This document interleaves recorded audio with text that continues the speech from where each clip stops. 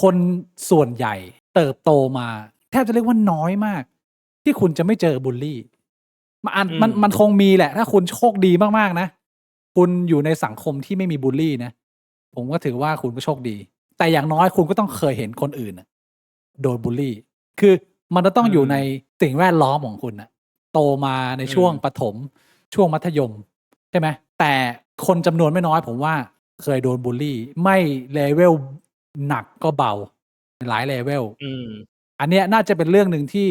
คนส่วนใหญ่สามารถลิงก์กันได้แล้วก็รู้ว่ามันเป็นหนึ่งในปัญหาใหญ่ในช่วงวัยเด็กวัยเรียนที่ผมไม่รู้ว่าจะเรียกว่าไม่มีทางแก้หรือมันยังแก้ไม่ได้มันเป็นปัญหาประเภทไหนนะแต่ผมอยากจะชวนทุกคนมาคุยในเรื่องของบุลลี่เพราะว่าส่วนใหญ่เนี่ยเราจะเห็นเพจหลายเพจหรือคนจำนวนมากไม่ว่าจะเป็นนักจิตวิทยาผู้ใหญ่ที่มีประสบการณ์เนี่ยก็จะให้ข้อมูลความรู้เกี่ยวกับว่าถ้าคุณถูกบุลลี่เนี่ยคุณจะต้องรับมือหรือทำความเข้าใจกับตัวเองยังไงเพื่อที่จะได้ก้าวผ่านปมต่างๆที่มันฝังอยู่ในใจเราแบบนี้มีคนพูดเยอะเรื่องนี้ผมคิดว่าหาดูได้เยอะแต่วันนี้เนี่ยผมอยากจะชิฟมาคุยฝั่งบุลลี่ผมอยากมาทำความเข้าใจของไอจุดกำเนิดของสัตว์ประหลาดแบบเนี้ยที่มันจะเติบโตไปเป็นอันธพาลสเกลใหญ่มันต้องเริ่มมาจากสเกลเล็กๆก่อนผมคิดว่ามันเป็นไปไม่ได้ที่คุณตอนเด็กเป็นคนจิตใจดีบริสุทธิ์เลยนิสัยดีเมตตาไม่มีความแล้วแบบโตยิ่งเลวความเลวหรือรูโบในจิตใจเนี่ยส่วนใหญ่แล้วไม่ว่าจะเป็นปัญหาของคุณที่คุณเป็นคนมีนิสัยชอบบูลลี่หรือคุณจะมีพฤติกรรมทางเพศที่ผิดปกติมากๆอย่างไอ้ดิดดี้อย่างเงี้ยผมคิดว่าส่วนใหญ่แล้วตอนที่เราโตเป็นผู้ใหญ่แล้วเนี่ยปัญหาใหญ่ๆที่มันฝังอยู่ในใจ90% 95%ต้องเรียกว่ามันมาจากปมในวัยเด็กการเติบโตมาตั้งแต่สมัยเด็กๆที่มันหล่อหลอมเราหรือมันฝังเมล็ดพันธุ์อะไรบางอย่างแล้วมันก็ค่อยๆเจริญงอกงามออกมาเป็นต้นไม้อย่างที่เราเห็นตอนโตอันนี้คือผมคิดว่ามันเป็นประมาณนี้พี่บุ๋มว่ามัน make sense ไหมหรือว่ามันน่าจะมี scenario อื่นกูมีมุมมองอีกมุมมองหนึ่งนะคือกูเมื่อก่อนกูก็รู้สึกแบบนี้กูก็รู้สึกว่าอิทธิพลจากสิ่งแวดล้อมในวัยเด็กน่าจะมีส่วนเยอะมากๆแต่ว่าตอนหลังๆเนี่ยกูก็ไม่รู้ว่าความคิดของกูมันถูกหรือเปล่าแต่มันเริ่มเปลี่ยนเป็นยังไงกูคิดว่าบางคนเนี่ยมันเกิดมาเป็นแบบนั้นอยู่แล้วจริงเหรอต่อให้แบบว่าต่อให้ตอนเด็กๆจะเจอเรื่องอะไรมามันก็จะเป็นโตมาเป็นคนแบบนี้แหละแต่กูว่ามันเป็นเคสที่หายากกูว่ามันเป็นเรื่องของสัญชาตญาณถ้าลองดูในพวกสัตว์มึงเคยเห็นแบบสัตว์ที่แม่งมีพฤติกรรมที่แบบว่ามันรู้ได้ไงว่ามันต้องทำสิ่งนี้วะมันมีอยู่เต็มไปหมดในธรรมชาติเลยนะเว้ยยกตัวอย่างง่ายๆเลยคือมึงเคยเห็นตัวต่อที่แม่งไปวางไข่ในตัวแมงสาบปะวงจรชีวิตมันคือตอนตัวเต็มวัยเนี่ยเพศเมียที่แบบว่าไข่แม่งผสมพันธุ์แล้วแม่งพร้อมจะฟักแล้วแม่งจะไปหาแมงสาบแล้วแม่งก็ไปต่อยแมงสาบฉีดพิษเข้าไปพอแมงสาบชาแม่งก็วางไข่เข้าไปแล้วแม่งก็ไปเลยไอ้เชี่ยคือมึงลองนึกภาพว่าไข่ตัวอ่อนเนี่ยแม่งไม่เคยรู้เลยว่าแม่งเกิดมาบนโลกได้ไงคือแม่งฟักออกมาจากไข่แม่งก็อยู่ในตัวแมงสาบแล้วแม่งก็แดกแมงสาบจากข้างในแม่งโตมาออกมาจากตัวแมงสาบแม่งก็ผสมพันธุ์คือมันรู้ได้ไงว่าแม่งต้องไปหาตัวเชี่ยอะไรมาผสมพันธุ์แล้วพอผสมพันธุ์เสร็จไอ้เชี่ยตัวเมียแม่งรู้ได้ยังไงว่าแม่งต้องไปต่อยแมงสาบต่ออันนี้มันคือวงจรชีวิตที่แบบอธิบายว่าสัญชาตญาณของสัตว์เนี่ยแม่งมีอยู่จริงมันไม่จำเป็นต้องมีการแบบว่าไปเจอสภาพแวดล้อมเชี่ยอะไรก็ตามคือร่างกายแม่งมีทริกเกอร์ของมันอยู่แล้วอาจจะเป็นแบบเรื่องของสารเคมีเรื่องของเชี่ยอะไรสักอย่างแล้วกูรู้สึกว่ามนุษย์เรามันก็มีเรื่องพวกนี้แหละคนที่สัญชาตญาณมันจะโตมาเป็นคนที่แบบว่ากูไม่สนเชี่ยอะไรกูจะเอาเปรียบกูว่ามันก็มีอยู่จริงแต่กูไม่ได้จะบอกว่ามันจะมีเยอะนะคนประเภทเนี้ยกูจะบอกว่ามันมีอยู่จริงแต่ว่ามีไม่เยอะคือมึงจะบอกว่าไม่ใช่เด็กทุกคนที่เป็นผ้าขาวก็คือเด็กส่วนใหญ่เกิดมาเป็นผ้าขาวแล้วผ้านี้มันจะกลายไปเป็นสีอะไรก็ขึ้นอยู่กับสิ่งแวดล้อมใส่สีอะไรให้มันแต่ใช่มันมีเด็กแต่บางกลุ่มหนึ่งที่แม่งมี DNA ของสีดำเลยใช่คือตอนเกิดมาเนี่ยมันอาจจะยังเป็นสีขาวแต่ถ้ามึงปล่อยไว้เฉยๆมึงไม่ไปทำเหี้ยอะไรให้มัน สีมันจะค่อยๆเปลี่ยนเป็นสีดำโดยธรรมชาติเว้ยมันมีธรรมชาติมันเป็นสีดำใช่กูเชื่ออย่างนั้นว่ามันมีแต่นั่นแหละมันก็เป็นแค่ความคิดจากการสังเกตอะไรหลายอย่างเป็นความคิดเห็นส่วนตัวเราคิดว่าเพราะว่าหลายคนก็จะบอกว่าเด็กทุกคนเป็นผ้าขาวถ้าเกิดมาเติบโตมาในสภาวะแวดล้อมที่ได้รับความรักความอบอุ่นการดูแลการให้คำแนะนำที่ดีเนี่ยคุณก็จะเติบโตมาเป็นคนที่ดีอันนี้มันก็ค่อนข้าง make sense สำหรับหลายคนแต่พี่บวงมองว่ามันจะมี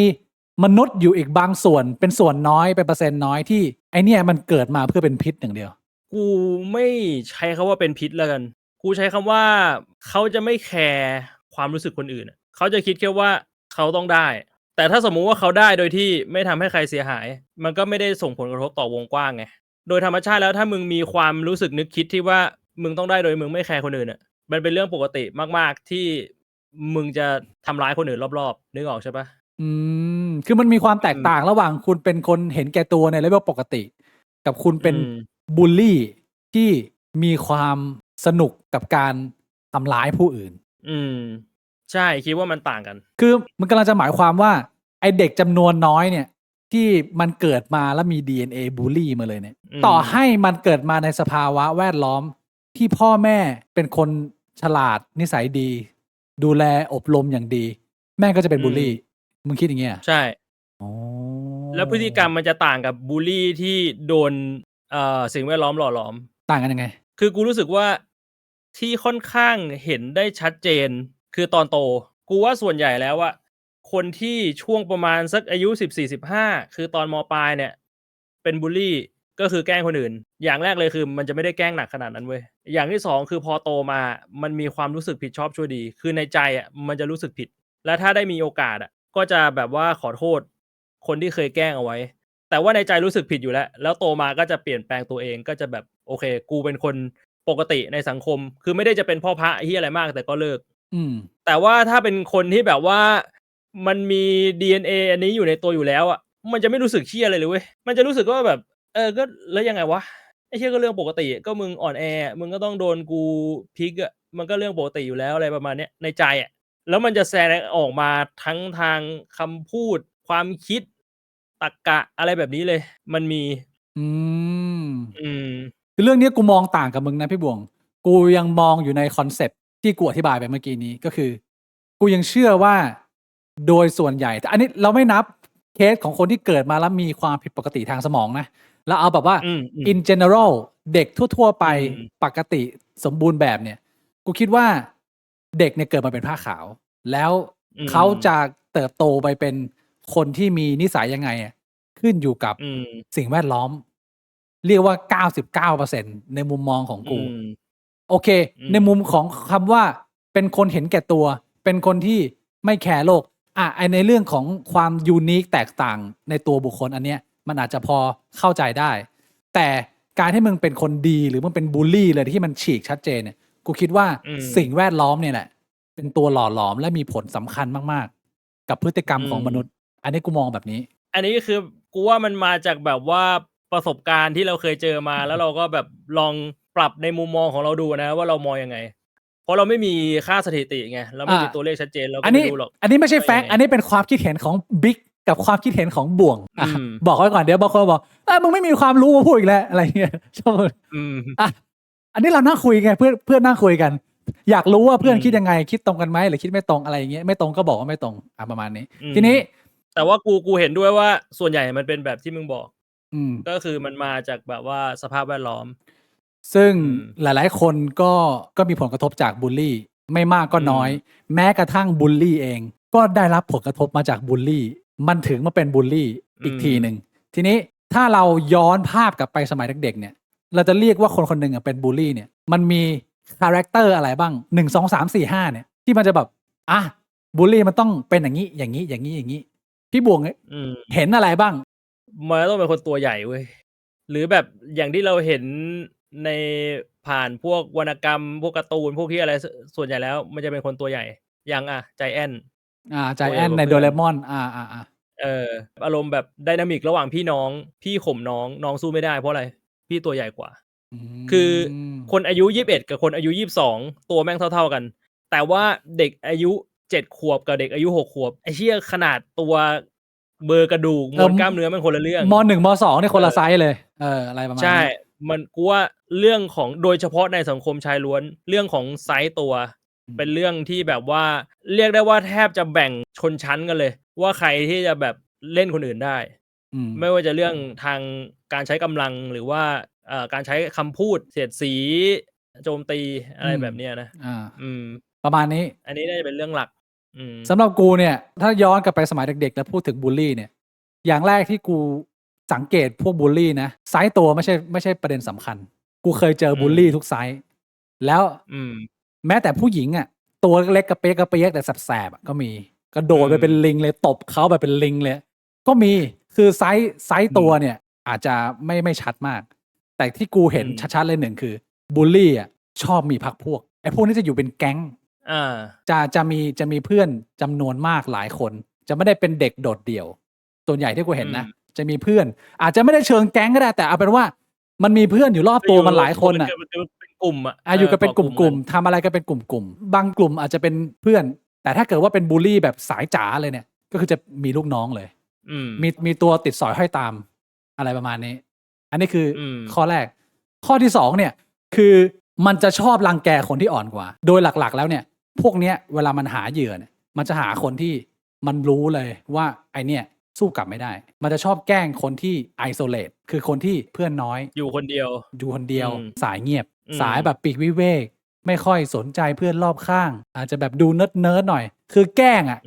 แล้วมึงสู้กลับไม่ได้มันก็จะเล็งแบบนี้ข้อที่สามที่กูเจอคือพวกบูลลี่อ่ะปากเก่งแต่ต่อยไม่เก่งคือมึงต้องเข้าใจก่อนว่าสังคมเราม.3 เนี่ยเราอยู่ห้องเด็กดีนะเราถือว่าเราอยู่ห้องเด็กดีเราจะไม่ค่อยเห็นบูลลี่มากแล้วกูไม่รู้ว่าตอนมึงย้ายไปเรียนม.ปลายที่สวนกุหลาบอ่ะมึงเจอสังคมแบบไหนส่วนใหญ่เป็นไงแต่ก่อนที่กูมาเจอมึงอะพี่บวงกูอยู่ห้องบ๊วยมาก่อนกูอยู่ในนรกมาก่อนห้องกูเนี่ยไม่มีใครแทบจะเรียกว่าคนที่เป็นเด็กโอเคเรียนหนังสือหรือไม่เป็นพิษเป็นภัยแม่งนี่น่าจะมีสักประมาณ 15% ส่วนอีก 85% น่ะเป็นพวกมีปมมาจากบ้านทั้งนั้นเป็นพวกกันเลวกันลาดกูอ่ะอยู่ในสงครามมาก่อนพอกูย้ายมาเป็นห้องที่เราเจอกันอะตอนม.3 แล้วม.4 ม.5 ม.6อะสำหรับกูอะแม่งกระจอกมากเลยกูมีวิธีการเอาตัวรอดง่ายมากเพราะว่าดีลกับคนเลเวลนี้มันง่ายเพราะว่าสมัยรุ่นกูเนี่ยห้องเก่าๆกูอะไอ้พวกนั้นน่ะต่อยอาจารย์เหี้ยเป็นเด็กต่อยอาจารย์อะไม่ต้องพูดถึงต่อยกันอะอาจารย์ยังต้องหนีอะตอนที่กูเรียนอยู่ห้องบวยนะพี่บวงมีหลายครั้งบางวันอะสมมติว่าเป็นวันพุธอย่างเงี้ยไม่มีอาจารย์มาสอนทั้งวันเลยนะเว้ยเพราะอาจารย์นะไม่อยากเข้าห้องพวกกูมึงเชื่อไหมห้องมึงไม่มีเหตุการณ์แบบนี้แต่ห้องกูมีเหตุการณ์แบบนี้แล้วเกิดขึ้นประจำคือพวกเชี่ยเนี่ยแม่งไม่เรียนหนังสือแล้วแม่งมันไม่มีความสนใจคุยเล่นเสียงดังทุกคนไม่มีหนังสือไม่มีใครเอาเสื้อใส่ในกางเกงแล้วไม่มีใครฟังอาจารย์คือมันเหมือนอารมณ์แบบว่า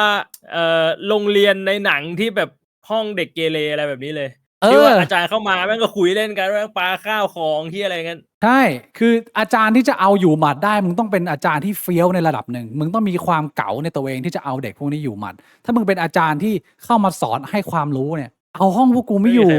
ใช่แล้วจะมีไอ้พวกบูลลี่พวกเนี้ยคือกูจะเห็นการปะทะกันของเด็กตลอดเวลาแล้วสิ่งหนึ่งที่กูเห็นและสังเกตได้คือไอ้พวกนี้เนี่ยนะปากเก่งแต่ต่อยจริงๆอ่ะไม่เก่งไม่ได้หมายความว่ามันห่วยแต่มันไม่ได้ถึงขนาดที่ว่ามันจะเอาทุกคนลงเสมอบางครั้งเนี่ยมันเลือกทาร์เก็ตผิดอ่ะแม่งโดนเอาคืนจนยุ่ยอ่ะกูเห็นมาหลายครั้งลงไปนอนเป็นจิ้งจกเลยอ่ะมีเยอะกูเห็นบ่อยเพราะฉะนั้นอันนี้คือคาแรคเตอร์ข้อที่3คือบูลลี่ที่เป็นสายจ๋าเนี่ยปากเก่งแต่แล้วมีคำถามอย่างหนึ่งไอ้พวกเนี้ยหลังจากที่แม่งโดนต่อยจนยู่เนี่ยมันยังปากเก่งต่อไหมมันจะปากเก่งต่อแต่มันจะไปปากเก่งต่อกับคนอื่นมันจะไม่ยุ่งกับไอ้คนที่กระทืบมันมาแล้วครั้งใช่ถ้าเกิดว่ามันไปบวกกับใครมาแล้วมันโดนเขาซัดยุ่ยมันนะแม่งจะชิปเลยเพราะฉะนั้นเนี่ยคาแรคเตอร์ที่4อันสุดท้ายที่ผมเห็นเลยก็คือว่าพอผมนั่งวิเคราะห์ไอ้พวกนี้มาเยอะๆแล้วเนี่ยไอ้พวกนี้มันไม่ใช่คนโง่พวกบูลลี่เนี่ยมันไม่ใช่คนโง่แต่สิ่งที่มันเป็นคือมันเป็นคนที่มีจิตใจที่อ่อนแอและขี้กลัวแล้วพยายามปิดบังโดยการคำรามนั่นเป็นสิ่งหนึ่งที่ผมเห็นว่าไอ้พวกนี้มันไม่ใช่คนที่พูดคุยอะไรเรื่องไม่รู้เรื่อง เพราะว่าอย่างกูเนี้ยตอนกูเรียนประถมเนี่ยกูเรียนโรงเรียนคริสต์แล้วเด็กส่วนใหญ่ค่อนข้างดีกูไม่รู้จักเลยว่าโลกบูลลี่เป็นยังไงตอนที่บวงอยู่ประถมเนี่ยมึงก็เคยมีเล่าว่ามึงก็มีโดนแกล้งโดนแซ โด วน แต่ ใช่ แบ ไหม บโดนนิดเดียว ถือว่า มันแบบ เบา มันแซวนิดๆหน่อย มันเป็นแซวได้หน่อยมันอาจจะไม่ถึงเรียกขั้นว่าบูลลี่เพราะว่ามันก็คนระดับการแซวกันบูลลี่มันจะ ใช่ ค่อนข้างชัด ตอนกูประถมเนี่ย กูเป็นเด็กใส่ซื่อบริสุทธิ์มาก คือกูก็แค่อยากจะเล่นเกมกระดาษ อยากจะเล่นซ่อนแอบ กินขนมปังหมูหยองแล้วก็กลับบ้านใจกูมีแค่นี้ แต่กูได้เห็นบูลลี่ครั้งแรกตอนประถมก็คือในระดับชั้นกูเนี่ยมันจะมีเด็กคนหนึ่งที่เป็นเด็กไม่สมประกอบ คือต้องหน่อยนิดๆอ่ะแล้วไอ้ที่เนี่ยโดนแกล้งหนักมากหนักแบบเป็นเหมือนของเล่นอ่ะคนที่เป็นสายบูลลี่เป็นเด็กกระเลวกระล่าเนี่ย ก็จะแกล้งกระชากเสื้อไอ้เหี้ยนี่ หยิบกล่องดินสอแม่งมาปาลงพื้นคือกระติกน้ำเยี่ยวใส่เข้าไปข้างในคือยี่นี่โดนหนักมากแล้ว พวกเนี้ยก็จะไปเล่นงานกับเด็กที่เหมือนเป็นเด็กแบบปัญญาอ่อนนิดๆอ่ะถ้าพูดตรงๆนะแล้วกูเติบโตมาโดยการเห็นภาพนี้ก่อนคือ เด็กที่ไม่มีทางสู้ขี้มูกย้อย แล้วก็โดนคน10 คน20 คนลุมกระทืบเพราะวันไหนเด็กไอ้พวกนี้แม่งมีกิจกรรมเล่นนะแม่งก็ไปเตะบอลกันไอ้ยี่นี่รอดแต่ถ้าวันไหนพวกเฮียนี่ไม่มีอะไรทำแล้วเนี่ยแม่งก็จะมาเล่นงานไอ้เนี่ยแล้วที่นี่เล่นงานบางทีก็น้ำตาไหลเลือดออกเลยนะแล้วไม่มีใครโรงเรียนไม่สามารถจัดการได้เพราะว่ามันไม่ได้เป็นวันออนวันแม่งเป็นกลุ่มเด็กที่มาเล่นสนุกสนานน่ะเล่นลุมแล้วก็กระจายออกไปแล้วไอ้ยี่นี่ก็สะบักสะบอมแล้วกูก็นั่งมองไอ้ยี่เนี่ยโดนกระทืบอยู่หลายปีหลายต่อหลายปีเป็นภาพที่กูเห็นตอนแรกแต่พอกูย้ายจากโรงเรียนคริสต์มาอยู่วัดสุทธิเท่านั้นแหละแล้วตอนที่กูเข้าวัดสุทธิมาเนี่ยกูเข้ามาแล้วเป็นห้องบวยแล้วเป็นโรงเรียนวัดโอ้โหเหมือนเข้ามาในสงครามคือเพื่อนในห้องกูนี่คือแบบเจาะหูเอาเสื้อออกนอกกางเกงดูดบุหรี่ในม.1 ห้องกูอะแล้วไม่เรียนแล้วตอนที่กูเข้ามาครั้งแรกอะกูก็เข้ามาแบบติ๋มๆแบบเรียบร้อยเลยกูเข้ามาครั้งแรกกูจำได้ม.1 กูใส่นาฬิกา G-Shock มาแล้วมีไอ้พวกเด็กเวรเนี่ยไอ้พวกบูลลี่เนี่ย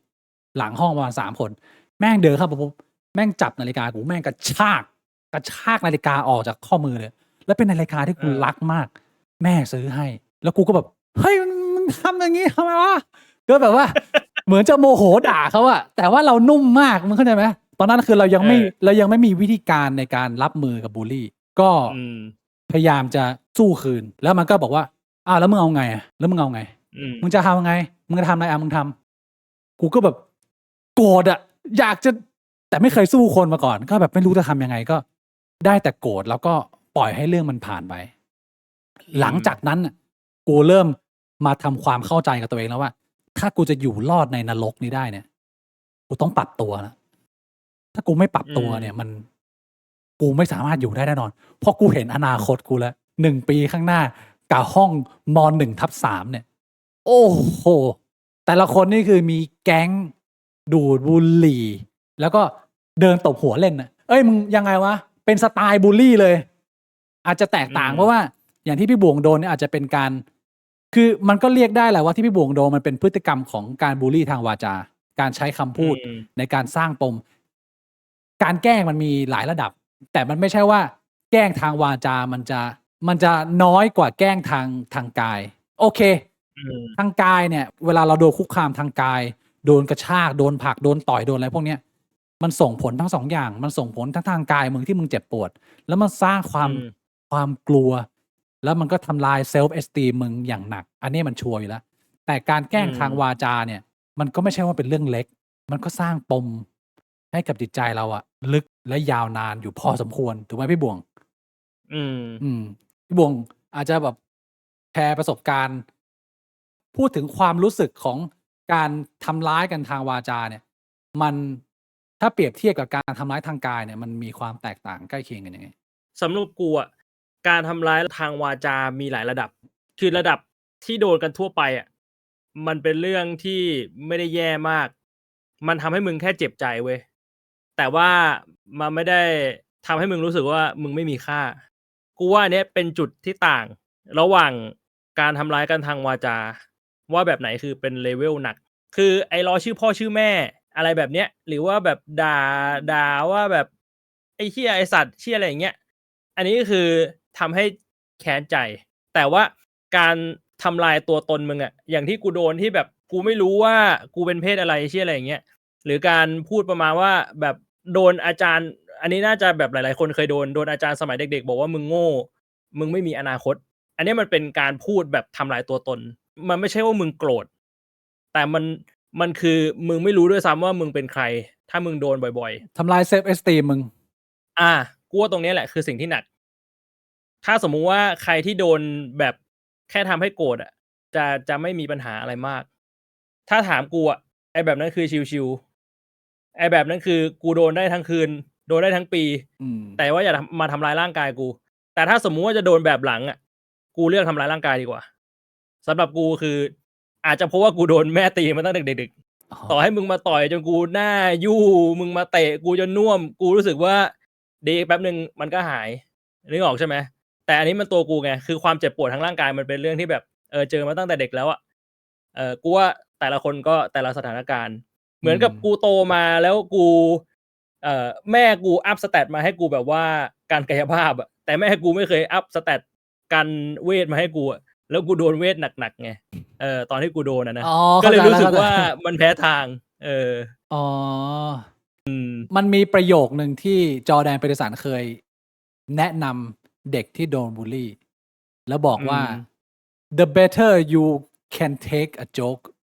the less you will get targeted แปลเป็นไทยก็คือ ถ้าคุณสามารถรับการโจมตีทางวาจาได้เนี่ย คุณก็จะตกเป็นเป้าน้อยลง แล้วคุณก็จะโดนเพ่งเล็งน้อยลง หรือโดนทำร้ายทางวาจาน้อยลง พี่บ่งเห็นด้วยกับประโยคนี้มากน้อยแค่ไหน เห็นด้วย 100% แน่นอนอยู่แล้ว อย่างที่กูบอกอะถ้าสมมุติว่ามึงอัพการเวทมาเยอะ คนอื่นแม่งมาตีมึงไม่เข้าอะมันก็ไม่อยากมายุ่งกับมึงหรอก มันก็เลือกไปตีตัวที่มันตีเวทแล้วเข้าก็คือตีเวทก็คือการโจมตีทางวาจา แต่ปัญหาคือคำพูดของจอร์แดน ปีเตอร์สันน่ะมันมาจากคนที่การเวทมันเยอะแล้วไงเขาลืมคิดไปว่าแบบกว่าที่เด็กคนหนึ่งที่แบบแม่งไม่มีการเวทเลยเนี่ยแม่งจะไปหาของมาใส่ให้เวทมันเยอะหรือมันจะต้องไปอัพเลเวลให้แบบว่าการเวทมันเยอะๆมันไม่ใช่เรื่องง่ายอันนี้ถ้าจะพูดกันตามตรงอะนะทีนี้ถ้าเราจะมาถามว่าเมื่อกี้ก็พูดไปในระดับหนึ่งแล้วนะว่าทำไมถ้าจะมาวิเคราะห์ลึกๆเลยว่าทำไมคนมันถึงกลายเป็นบูลลี่นอกจากปัญหาครอบครัวเนี่ยมันมีอย่างอื่นไหมอันนี้กูไม่ชัวร์ว่ะเพราะกูก็ไม่รู้ไงว่าคนที่มันเป็นบูลลี่จ๋าๆมันน่าจะโดนอะไรมาบ้างสำหรับกูเนี่ยกูคิดว่าปัญหาลำดับหนึ่งแน่นอนเป็นปัญหาครอบครัวเป็นปัญหาความรุนแรงทั้งทางกายและทางการใช้คำพูดของผู้ปกครองไม่ว่าคนนั้นมันจะเป็นพ่อแม่หรือจะเป็นพี่ป้านาอาที่เลี้ยงมาหรือจะเป็นคุณปู่คุณย่าคุณตาคุณยายหรือจะเป็นพี่หรือจะเป็นคนแถวบ้านตอนที่เด็กๆหรือบางครั้งตัวมึงอาจจะไม่ได้โดนเองแต่มึงอาจจะเห็นพ่อด่าแม่เยอะๆพ่อด่าพี่เยอะๆคือมันเป็นเราเติบโตมากับความรุนแรงทางกายและทางวาจาเราเห็นภาพเนี้ยมาบ่อยๆแล้วก็ทำให้มันเกิดเป็นปมขึ้นมาในใจเกิดเป็นภาพจำขึ้นมาในใจว่านี่คืออินเทอร์แอคชั่นกันระหว่างมนุษย์กูคิดว่าส่วนเริ่มต้นเนี่ยและเป็นส่วนสำคัญคือปัญหาครอบครัวแต่ถ้าจะให้วิเคราะห์ตัวบูลลี่เลยนะว่าทำไมคนคนหนึ่งมันถึงเป็นบูลลี่นะสำหรับกูว่าบูลลี่มันประกอบไปด้วย2 ส่วนแรกคือที่มันต้องเป็นบูลลี่เนี่ยเพราะว่ามันต้องการจะปิดบังความกลัวและความอ่อนแอของตัวเองที่อาจจะโดนกระทำมาเยอะโดนคนที่บ้านโดนพ่อโดนแม่โดนญาติโดนรุ่นพี่ใส่มาเยอะว่าโดนตบโดนด่าโดนอะไรเงี้ยคือแบบมึงโดนมาเยอะอะตอนเด็กมึงแบบเป็นฝ่ายรับอย่างเดียวเลยแล้วมันก็ทำให้มึงวีคลงแล้วพอมึงมาโรงเรียนปุ๊บมันเป็นสังคมใหม่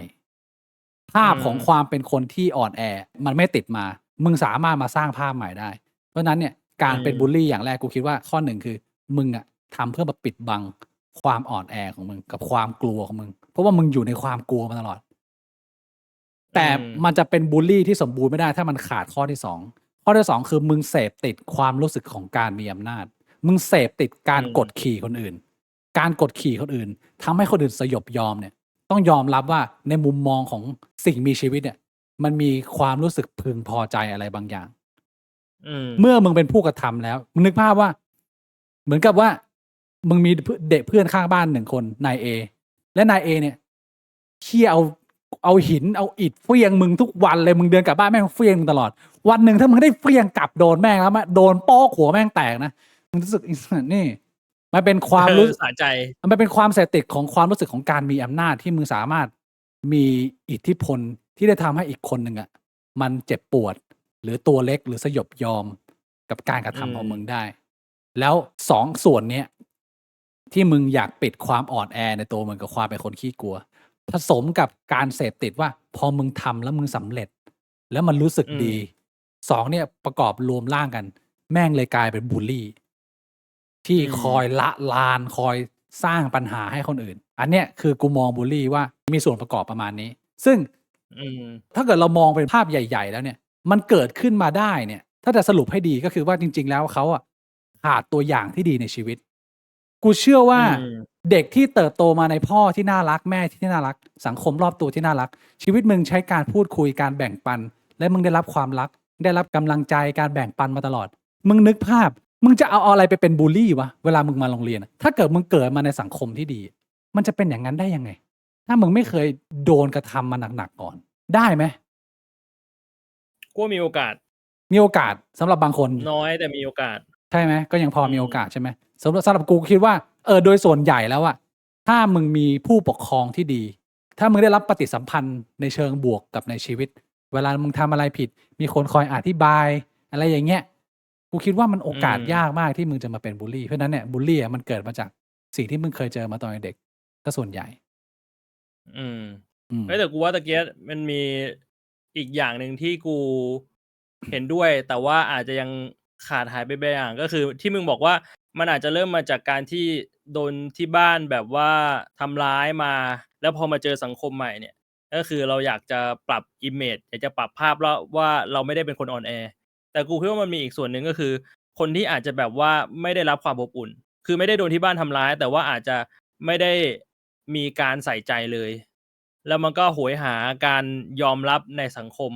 ปรากฏว่าพอมาเจอเพื่อนใหม่กลายเป็นว่าการที่แบบว่าเราไปทำอะไรบางอย่างแล้วมีคนอื่นที่แบบชอบหรือหัวเราะไปกับเราแล้วเราเข้าใจผิดไปว่าอ๋อเราต้องทำแบบนี้เพื่อที่เราจะเข้าสังคมได้จะได้แบบมีคนยอมรับเป็นที่ต้องการพวกอันนี้ก็เป็นอีกกลุ่มหนึ่งที่ทำให้แบบเกิดเป็นการบูลลี่ขึ้นมาใช่มันยังมีอีกกลุ่มหนึ่งเป็นเด็กที่อาจจะเรียกว่าจิตใจยังอ่อนแอซึ่งเป็นเรื่องปกติของเด็กที่มึงไม่ได้เป็นคนที่มีความเข้มแข็งทางจิตใจอะไรมากพอมึงมาเข้าสังคมมึงอาจจะโดนแรงกดดันทางสังคมแล้ว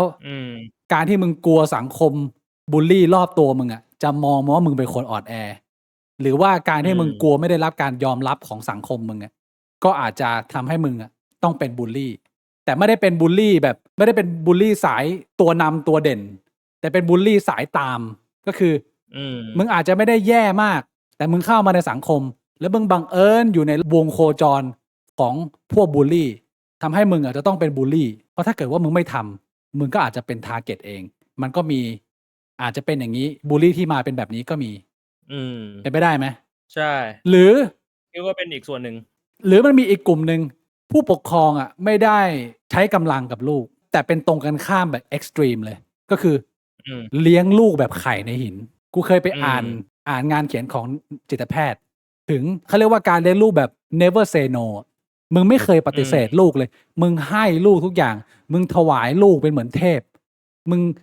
ให้กำลังใจมึงดันมึงแบบว่าลูกมึงเป็นซูเปอร์แมนตลอดเวลาอยู่ในสังคมตอนที่เกิดมาทำอะไรผิดก็ไม่บอกอ่ะทำอะไรผิดก็ยังชมอวยอย่างเดียวอวยจนแม่งบ้าแล้วพอมาอยู่ในสังคมโรงเรียนก็เลยกลายเป็นคนบ้าอำนาจอันนี้คือตรงข้ามกับผู้ปกครองสายรุนแรงแต่เป็นผู้ปกครองสายสปอยก็สามารถสร้างบูลลี่ได้มีส่วนไหมก็คิดว่ามีส่วนนะแต่ว่าอาจจะน้อยกว่าคือกูจำได้ว่ากูเคยเจอเพื่อนมหาลัยเราคนหนึ่งอ่ะที่แบบเขาบอกว่าอะไรวะเขาไม่รู้ด้วยซ้ำอ่ะว่าผลไม้ไม่มีเปลือกไอ ก็คือที่บ้านเลี้ยงมาแบบนั้นน่ะแต่คนนั้นก็ไม่ได้กูก็ไม่ได้รู้สึกว่าเขาเป็นคนที่แบบว่าเป็นคนเอาแต่ใจหรืออะไรอย่างงี้นะแต่อันนี้แค่จะพูดให้ฟังว่าแบบบางคนอาจจะสงสัยว่าเฮ้ยมันมีเหรอไอ้คนที่เลี้ยงลูกมาแบบเนี้ยมันบางทีมันมีนะเลี้ยงลูกอารมณ์แบบไข่ในหินเนี่ยทำให้เด็กอาจจะมีประสบการณ์ที่มัน warp มันต่างไปจากคนทั่วไปแบบมากๆอะเออไอ้ผแต่อันนั้นมันเป็นลไม้ไม่มีประสเปลือกคืออะไรบการณ์แบบนะคือเหมือนเขาบ้านรวยมากจนเขาไม่รู้อะว่าจริงๆผลไม้บนโลกนี้แม่งอ๋อมีเปลือกอะ คือแม่งเห็นผลไม้แบบแดกได้ตลอดเวลาเออเชี่แล้วแม่งมาเจอแบบยผลไม้ในมหาลัยอะไรแบบเนี้ยแม่งงงว่าแบบอ้าวเชี่ยผลไม้มีเปลือกด้วยเหรอเจ็เชี่ยอะไรบปแบบเนี้ยอดเออแต่มันเป็นตัวอย่างหนึ่งไงว่าแบบเชี่ยบางทีการเลี้ยงลูกในบางครอบครัวเราไม่เข้าใจเลยว่าไอ้เหี้ยเขาเลี้ยงมาแบบไหนแล้วมันทำให้เด็กมันมีประสบการณ์ที่มันแบบมันต่างจากความเป็นจริงแบบมากๆอะไรอืแบบเนี้ยมเออก็น่าจะมีความเป็นไปได้แหละกับการเราจะเห็นได้เยอะจากตัวอย่างของแบบพวกอ่า ครอบครัวเมืองนอกมีอยู่ช่วงหนึ่งอะที่ตรงนี้มันเป็นเหมือนมีมเลยที่แบบว่าพ่อแม่เลี้ยงดูมาแบบไม่เคยตีไม่เคยต่อว่าเออทุกอย่างลูกถูกหมดแล้วกลายลูกว่าลูกด่าแม่ก็เป็นเด็กอะไรงี้เอาแต่ใจเออด่าแม่จะเห็นได้เยอะในพวก pop culture ของต่างประเทศมีอยู่ยุคหนึ่งอืมแล้วตรงอานี้กูว่าแก้ยากด้วยไอ้พวกแบบนั้นน่ะแก้ยาก คือพวกอารมณ์แบบมีปมในใจตอนเด็กๆโดนแบบที่บ้านทำร้ายมากูว่าส่วนใหญ่อะโตมาอย่างน้อยๆอะเขาจะเข้าใจในมุมของคนที่เคยโดนทำร้ายโตมาพอมันเริ่มคิดได้มันจะรู้สึกว่าแบบไอ้เชี่ยการทำร้ายคนอื่นมันไม่ใช่เรื่องดีอืมแล้วอาจจะมีการปรับตัวได้อาแต่ว่าไอ้กรณีของการที่แบบว่าไอ้เชี่ยโตมากับครอบครัวที่บอกว่ามึงถูกทุกอย่างแล้วมึงเป็นคนเอาแต่ใจมึงเป็นคนเห็นแก่ตัวแล้วอะ มันไม่เคยมีมุมมองมันไม่เคยมี perspective ของคนที่โดนทำร้ายของคนที่เคยเจ็บไงมันเป็นมุมมองของคนที่อยู่เหนือคนอื่นมาตลอดอะแล้วมันอาจจะเกิดความคิดที่ว่าแบบอ้าวไอ้เชี่ยก็กูอยู่เหนือคนอื่นมาตลอดกูดีกว่าคนอื่นมาตลอดทำไมกูต้องมายอมวะอะไรแบบเนี้ยอันนี้อาจจะเป็นปัญหาซึ่งมันไม่ได้เกิดเฉเอพาะกับครออบครัวคนรวยด้วยนะอืครอบครัวมคนจนที่เลี้ยงลูกแบบเป็นเหมือนเจ้าชายอะก็มีนะมันอืมันมไม่ได้เกี่ยวกับฐานะนะมันเกี่ยวกับมุมมองของพ่อแม่หรือการเลี้ยงดูของพ่อแม่อืมใช่ไหมแต่โอเคใช่อาจจะเห็นในครอบครัวคนมีฐานะมากหน่อยเพราะอืว่ามคนส่วนใหญ่คนที่แบบไม่มีฐานะก็ปากกัดตีนถีบก็คงจะไม่ได้แบบเลี้ยงลูกเป็นสไตล์แบบให้มันเป็นเจ้าชายอะก็คงจะยากก็ตบลูกอะไรอย่างเงี้ยทำงานหนักอะเหนื่อยอะมีความเครียด อืมก็จะเห็นน้อยแต่ว่ามันเกิดขึ้นได้ทั้งคนรวยคนจนไอ้เลี้ยงลูกเป็นเจ้าชายเนี่ยทีนี้อืมเราในฐานะที่ผ่านโลกของการบุลลีมาแล้วแต่ละคนก็มีวิธีการรับมือแตกต่างกันถ้าจะให้พี่บวงสื่อสารกับบุลลีรุ่นเด็กรุ่นน้องอืมบุลลีกระโปกบุลลีที่เพิ่งคิดว่าตัวเองเฟี้ยวกูนี่เฟี้ยวจัดเลย กูนี่แจ๋วกูนี่ยิ่งใหญ่ที่สุดในโรงเรียนพี่บวงอยากจะสื่อสารอะไรกับบุลลีในยุอืคมใหม่ก็อย่าหาว่าน้าสอนเลยนะ ๆอ้ออย่าหาว่าลุงสแต่ว่าอนเลยลุงบวงแต่จะให้พูดตรงๆอะคือถ้ากูพูดอะไรกูไม่ฟังหรอกคนประเภทเนี้ยอืมอย่างน้อยๆก็ณตอนเนี้ยคือกว่าจะไปรู้ตัวอีกทีอะมันก็คือมันต้องโดนเชี่ยอะไรกับตัวเองสักอย่างก่อนอะซึ่งก็เข้าใจได้นะกูว่าคนเรามันไม่โดนกับตัวเองไม่เห็นโลงศพไม่หลั่งน้ำตาหรอกแต่ถ้าจะให้เตือนแล้วอย่างน้อยๆมันจะมีคนฟักสักคน2คนกูว่ามันก็ดีกว่าไม่ทำอะไรอะ อืมคือที่กูบอกไปเมื่อวานแหละคนเราอะคนกระทำมันไม่จำหรอกแต่คนโดนอะจำไม่ลืมสิ่งที่กูโดนมาเมื่อ20ปีก่อนอะปัจจุบันกูก็ยังจำได้คำพูดที่กูเคยโดนแล้วฝังใจอะการกระทำที่กูเคยโดนแล้วฝังใจอะกูก็ยังจำได้เพราะฉะนั้นเนี่ยบอกตรงๆเลยว่าการที่เราจะเป็นคนหนึ่งที่แม่งมีคนจำหน้าเราไม่ลืมแล้วไม่ได้จำเราในทางที่ดีอะแม่งไม่ใช่เรื่องดีนะเว้ยโดยเฉพาะว่าถ้าคุณลืมไปแล้วอะแล้วถ้าอยู่ๆเขาจะมาเอาคืนคุณน่ะ คือเราไม่มีทางรู้เลยว่าไอ้คนที่แม่งแค้นเราที่แม่งจำเราไปเนี่ยแม่งวันดีคืนดีแม่งอยากจะเอาคืนเราเมื่อไหร่อะอืมผมเคยนะเว้ยอยู่ๆวันหนึ่งตื่นมาแบบตัวเปียกอะเหงื่อท่วมที่นอนแล้วก็ฝันว่าแบบฝันถึงเพื่อนคนที่เคยทำเราอะแล้วก็ตื่นมาดูเฟซบุ๊กว่าแบบเฮ้ยปัจจุบันแม่งเป็นยังไงบ้างวะผมอยากจะบอกว่าบางทีมัน random นะเว้ยบางทีมันแบบคนที่เขาจำเขาก็อาจจะแบบอยากจะกลับมาล้างแค้นน่ะคุณไม่มีทางรู้หรอกว่าไอ้สิ่งที่คุณทำคนอื่นไปเนี่ย มันแว้งกลับมาโดนคุณเมื่อไหร่คุณแล้วโดยเฉพาะว่าคุณอาจจะคิดว่าแบบไอ้เชี่ยเรื่องนี้แม่งเรื่องเล็กๆเปล่าวะก็เรื่องในอดีตเรื่องเด็กๆยิ่งเรื่องเล็กสำหรับคุณเนี่ยผมบอกเลยว่ามันยิ่งเป็นเรื่องใหญ่สำหรับคนอื่นนะก็ถ้าฉุกคิดได้ผมว่ามันก็คงจะเป็นเรื่องดีอะแหละบางทีเราไม่จำเป็นต้องไปแกล้งคนอื่นเพื่อให้เราได้เป็นที่ยอมรับในสังคม เพื่อให้แบบว่ามันได้ความสนุกสนานในในมุมกูถ้าอยากจะฝากอะไรก็คงจะเป็นเรื่องนี้แหละส่วนผมเนี่ยผมคุกคีกับบุลลีเยอะแล้วก็ผมมีเพื่อนเป็นบุลลีเยอะสาเหตุเป็นเพราะว่าวิธีการแก้ปัญหาของผมเนี่ยผมมีวิธีการแก้ปัญหาที่อาจจะแตกต่างกับคนอื่นเพราะว่าผมมีไหวพริบในการเข้าใจความรู้สึกของบุลลีมันพัฒนามาตั้งแต่ตอนมัธยมต้นก่อนที่จะย้ายเข้ามาอยู่ห้องเดียวกับพี่บวงหลายคนอาจจะไม่ชอบแล้วก็ถ้าไม่ปล่อยให้มันทำก็อาจจะต้องฉะตรงๆแต่ส่วนตัวผมเนี่ยผมใช้เทคนิคคือผมเปลี่ยนบุลลีมาเป็นเพื่อนผมพยายามดูว่าบุลลีแต่ละคนเนี่ยชอบอะไรชอบฟังอะไรอยากให้คุยกับมันด้วยแบบไหนมันชอบเรื่องอะไรผมก็จะหาวิธีการเป็นเพื่อนกันไม่ได้เพื่อให้มันไม่เห็นผมเป็นศัตรูหรือทำให้มันตลกหรือสนุกกับเรื่องเล่าที่เรามีคือผมมีสกิลเนี้ยติดตัวมาตั้งแต่เกิดผมไม่รู้ว่ามันมาจากไหนแต่พอเราอยู่ในสถานการณ์หน้างานเนี่ยพอเวลามันจะเริ่มมาตบเราแล้วโอเคเราอาจจะยอมให้มันตบสักรอบ2 รอบแต่เราหาโอกาสในการมีบทสนทนากับมันแล้วชวนมันคุยเรื่องนู้นแนะนำกับมันเรื่องนี้เพื่อเปลี่ยนมันให้มันเป็นเพื่อนเราในแวดวงชีวิตผมเนี่ยผมจะพอเห็นชีวิตบูลลี่อยู่พอสมควรถ้าถามว่าอยากจะสื่อสารอะไรกับบูลลี่ยุคใหม่แน่นอนผมมีความคิดเห็นเดียวกับพี่บวงก็คือณตอนนั้นที่มันยังเป็นเด็กคุยยังไงแม่งก็ไม่เข้าใจหรอกตอนนั้นแม่งตอนนี้มันสมองมันยังเล็กอยู่มึงขับเคลื่อนโดยอารมณ์มึงเป็นเหมือนเฟมทวิตประสาทแดกแต่มึงเป็นเวอร์ชั่นเด็กที่ท็อกซิกคุยอะไรด้วยเหตุผลมึงไม่เข้าใจหรอกแต่ถ้าบังเอิญมีบูลลี่ยุคใหม่ฟังผมอยู่ผมไม่สอนอะไรคุณเลยแต่ผมจะเล่าให้คุณฟังว่าอนาคตของพวกคุณจะเป็นยังไงเพราะว่าผมเติบโตมากับบูลลี่แล้วผมเห็นว่าชีวิตบูลลี่10 ปีผ่านไป20 ปีผ่านไปแล้วคุณจะกลายเป็นคนแบบไหนคุณจะต้องเจออะไรกับในชีวิตโอเคผมอาจจะไม่สามารถสรุปได้ทุกชีวิตผมเล่าเอาเท่าที่ผมเห็นจากตัวอย่างรอบตัวผมแล้วกันว่าถ้าคุณเป็นบูลลี่ออปชั่นในการเติบโตของคุณเนี่ยจะเป็นยังไงบ้างอย่างแรกประเภทแรกไอ้พวกที่แก้ไม่หายคือมึงคิดว่ามึงเฟี้ยวมึงจ้าวมึงแสบมึงจี๊ดมึงปี๊ดอะไรเงี้ยสิ่งที่จะเกิดขึ้นกับมึงนะโตขึ้นไปมึงก็จะควบคุมอารมณ์ตัวมึงไม่ได้อย่างนี้แหละแล้วมึงก็จะเริ่มเป็นคนเลวขึ้นเรื่อยๆมึงจะทำความผิดพลาดร้ายแรงจนมึงถ้าไม่ทำร้ายชีวิตคนรอบข้างมึงก็จะทำร้ายชีวิตตัวมึงเองตอนเด็กมึงเป็นบูลลี่ใช่ไหมตอนโตขึ้นมามึงเริ่มเป็นผู้ใหญ่ถ้ามึงไม่แก้นิสัยของมึงนะมึงก็จะบูลลี่แฟนมึงก็จะบูลลี่ลูกมึงหรือถ้าไม่อย่างนั้นมึงอาจจะเป็นอาชญากรมึงอาจจะเป็นจิ๊กโกที่ไปไล่ตีไล่ต่อยเขาแล้วอนาคตของมึงคือถ้าคนรอบตัวมึงไม่พังมึงก็โดนจับติดคุกหรือต้องหนีคดีหรือต้องโดนไล่ออกจากโรงเรียนหรือที่ทำงานมึงหรือสุดท้ายมึงก็ตายเพราะมึงเจ๋งมากมึงคิดว่ามึงเจ๋งมากโลกใบนี้ใหญ่กว่ามึงเยอะคำเนี้ยเด็กๆไม่มีทางเข้าใจเพราะมึงรู้สึกว่ามึงใหญ่สุดแล้วมึงเป็นใจแอนไงมึงใหญ่สุดแล้วแต่พอมึงหลุดจากโรงเรียนมาแล้วนะพอมึงหลุดจากมหาลัยแล้วนะวันใดวันหนึ่งมึงจะเข้าใจว่าตัวมึงนี่เล็ก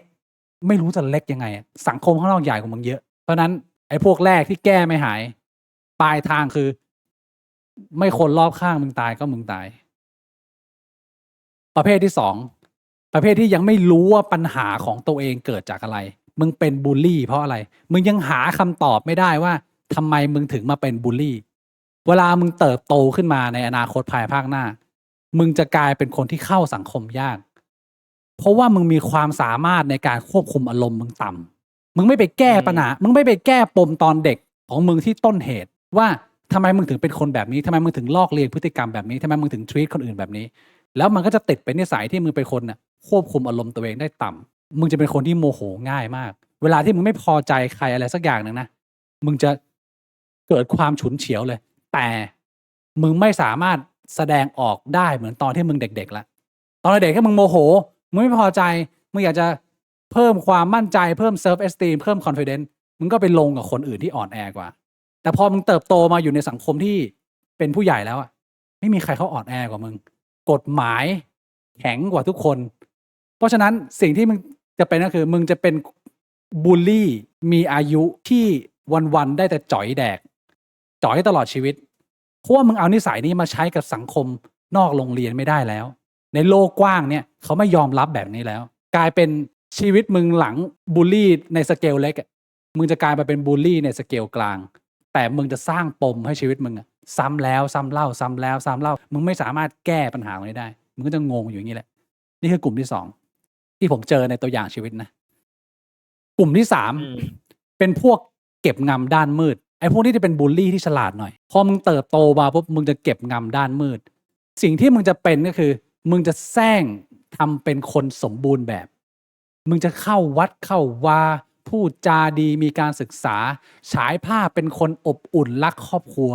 สร้างเปลือกชีวิตที่มีแต่เรื่องบวกเพื่อมาบดบังความชั่วที่มึงเคยทำไว้มหาศาลตอนเด็กๆอันเนี้ยผมเคยเห็นตัวอย่างแบบนี้มาในระดับหนึ่งคือมึงรู้ตัวว่ามึงเป็นคนแบบนี้แล้วมึงไม่แก้มันมึงไม่สำนึกกับมันมึงใช้วิธีการสร้างตัวตนใหม่ที่ดูเป็นคนปกติเป็นคนที่น่าเคารพนับถือให้สังคมยอมรับแล้วสิ่งที่มึงทำก็คือมึงก็จะละทิ้งสังคมเก่าของมึงมึงจะไม่ไปคุยกับคนที่เพื่อนเก่าของมึงมึงจะทิ้งไปเลยมึงจะหายไปเลยเพราะว่ามึงกลัวโดนขุดมึงกลัวคนที่มึงเคยไปทำเขาไว้เยอะๆเขาจะมาขุดเรื่องพวกนี้ตามมาเอาคืนกับมึงตอนโตแล้วชีวิตมึงชีวิตหน้าที่การงานมึงชีวิตที่มึงสร้างภาพเป็นผู้ชายอบอุ่นเป็นคนพูดจาดีมึงกลัวว่าภาพนี้มันจะทลายมันจะน้ำแข็งเนี่ยมันจะละลายแล้วภาพสิ่งที่มึงเคยทำมันจะออกมามึงต้องอยู่กับความหวาดระแวงเพราะมึงต้องเก็บงำด้านมืดของมึงเนี่ยไว้ตลอดมึงจะต้องโดนอดีตมึงตามหลอกหลอนอันนี้เป็นกลุ่มที่3ที่กูเจอส่วนกลุ่มสุดท้ายจะเป็นกลุ่มที่สำนึกผิดไม่ได้เป็นบูลลี่จ๋าขั้นที่ไม่สามารถแก้ไขได้นึกภาพออกไหมคือมึงเป็นบูลลี่ที่สำนึกผิดพอมึงเติบโตขึ้นมาเนี่ยสิ่งที่มึงเคยทำมาในอดีตมันจะเป็นแผลแทงใจมึงอยู่ตลอดเวลาตลอดชีวิตมันจะติดอยู่ตรงนี้กับมึงไปตลอดบางคนที่เป็นคนดีหน่อยจะได้รับบทเรียนตรงนี้บทเรียนตรงนี้ที่มึงสำนึกแล้วเนี่ยมันก็จะคอยทิ่มแทงมึงแล้วมึงก็จะกลับตัวกลับใจเป็นคนใหม่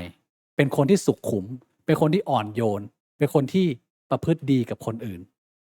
แต่กับบางคนน่ะที่มันทำเรื่องไว้หนักมากๆจนมันทนรับไม่ไหวอ่ะบางคนแม่งต้องย้ายสังคมหนีเลยไม่ย้ายจังหวัดก็ต้องทิ้งครอบครัวย้ายประเทศเพราะว่ารับตัวเองไม่ได้รับสิ่งที่ตัวเองทำไม่ได้ให้อภัยตัวเองไม่ได้เซลฟ์เอสตีมของมึงจากที่เปราะบางอยู่แล้วอ่ะตอนที่มึงเป็นบูลลี่พอมึงเติบโตมาแล้วมึงสำนึกได้กับสิ่งที่มึงทำว่ามันรุนแรงขนาดไหนกลายว่าแม่งแตกสลายเลยแล้วมึงไม่สามารถมีหน้ามีตาในสังคมได้อีกในตลอดชีวิตอันเนี้ยคือคนบูลลี่ที่ผมเติบโตมาด้วยแล้วผมเห็นว่าชีวิตของเขาอ่ะมันจะกลายไปเป็นยังไงบ้างซึ่งมันก็อาจจะไม่ได้เกิดกับทุกคนมันก็อาจจะมีตัวอย่างอื่นอีกแต่อันนี้ผมแค่มาแชร์ให้ฟังว่าเท่าที่ผมเห็นเท่าที่ผมเห็นในชีวิตรอบตัวผมอ่ะมันจะออกมาเป็นยังไงเพราะฉะนั้นผมก็จะไม่มีอะไรอยากจะสั่งสอนคนที่เป็นบูลลี่รุ่นเยาว์แต่ผมแค่อยากจะฉายภาพให้เห็นว่าอนาคตที่รอของคุณอยู่มันจะเป็นยังไง